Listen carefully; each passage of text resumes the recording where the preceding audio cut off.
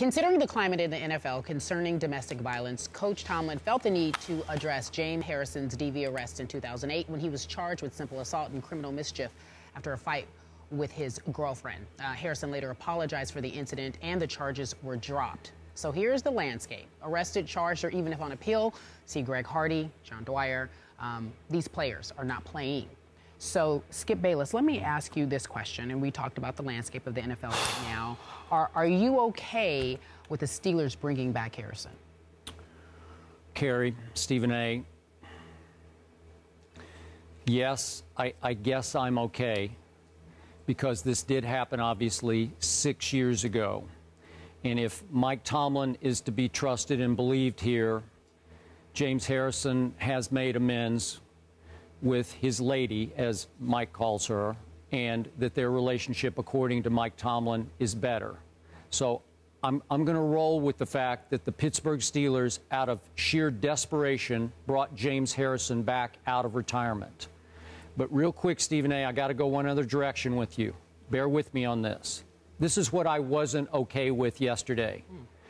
It looked like Mike Tomlin had taken a selfie of him and James. Did we show that? We did. Going to break. We did. We have it too. Okay, we could show it up, show it again. But it was your basic ha-ha, yuck it up selfie with James that he posted. I don't know if it was Twitter or Instagram. He posted or it both. on Twitter, yeah.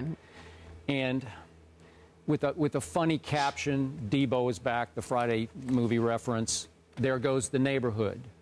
Turning this into sort of a joyous occasion that James is back. A guy that obviously Mike Tomlin loves. He won a ring with James. They've been to a lot of battles together. This was not, to me, a joyous moment. I think that picture is a bad look for a cornerstone franchise that is Pittsburgh. And for a coach that I know we both have huge respect for. And what was Mike Tomlin thinking after he felt compelled to address what happened in '08, domestic violence arrest?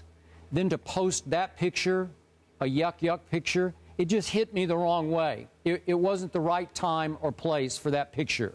So that's just my 2 cents. You're entitled to your 2 cents. I'm entitled to mine, and I'm entitled to completely and totally disagree with you on that notion.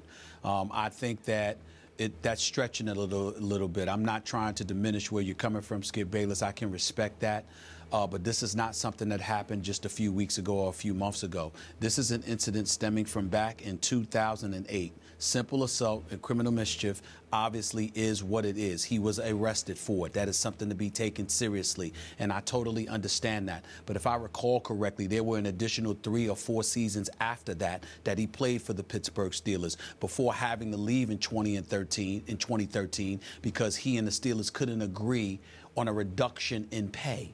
That's why he was gone. That's why he ended up in Cincinnati. That's why, combination of not really gelling in that 4-3 defense combined with being away for his kids, obviously that's going to be a demoralizing effect that it could have on anybody. That is the problem with James Harrison in recent memory. This incident that took place was back in 2008. The charges were ultimately dropped. And on top of it all, he played for years and years and years. America has to make up its mind. If you're going to be the land of second chances, then be the land of second chances. To sit here and to harken back, I understand the times that we're living in. I'm sensitive to that. And I'm sensitive to the heightened level of sensitivity that we all have because of Ray Rice, because of Ray McDonald, because of Greg Hardy, and on a different note, because of Adrian Peterson. But that's what they did now. That doesn't mean that we should look at James Harrison, harken back to 2008, which is 6 years ago, and suddenly decide that because of that, combined with the climate, that Mike Tomlin, the coach of the Pittsburgh Steelers, who's down Jarvis Jones, who's down Shazier, who's down Ike Taylor, that brings in, because he's only got 3 outside linebackers on his roster right now, in Moats and Harrison, and I forgot the third individual. But my point to you is that you're down men. You need a capable capable and able-bodied. And you're talking about a dude that you've added to the squad that played 10 years for this organization in this uniform, that's considered a workout warrior, a leader, somebody that's going to get guys' mind right as it pertains to going out there and doing all you can to be the best that you can possibly be. And we're sweating the fact that his coach, who has to be happy that he's there because you need an able, capable veteran body, took a selfie with him.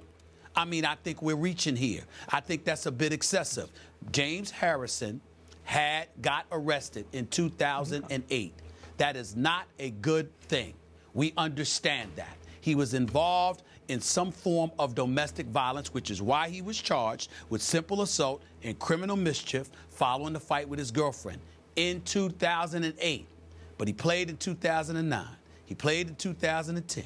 He played in 2011. He played in 2012. Then went to Cincinnati. Played in 2013. Okay? And now here he is back with the Steelers. And we're leaning on something that happened in 2008 to say that a selfie with his coach is taken out of context and it makes you uncomfortable? I don't get that. Okay, that's fine. You gave your 2 cents. I gave mine. Let's get Carrie's. Yeah, okay. He doesn't. We'll get to the selfie. Stephen A., I actually had a conversation with Jerome Bettis, and it's interesting. He's saying exactly what you're saying. They had no choice but to actually call him up. They had no other opportunity. As far as him playing again. Well, I mean, they did have a choice. I mean, they could have just gone a whole different. They could have gone after. He knows the schemes. Okay, he said it was just easier to put him in, and they can start playing and try to fill that hole that Jarvis left open. So, so I like the idea of giving him a second chance because it makes sense. You're right. It's 2008. He does deserve an opportunity. He and the girl are still together. The woman, they're still together. They've had a child since then. The relationship seems to be on the mend. That was a second child. So I like the idea of giving him another opportunity. It doesn't make any sense to me. I'm okay with this move.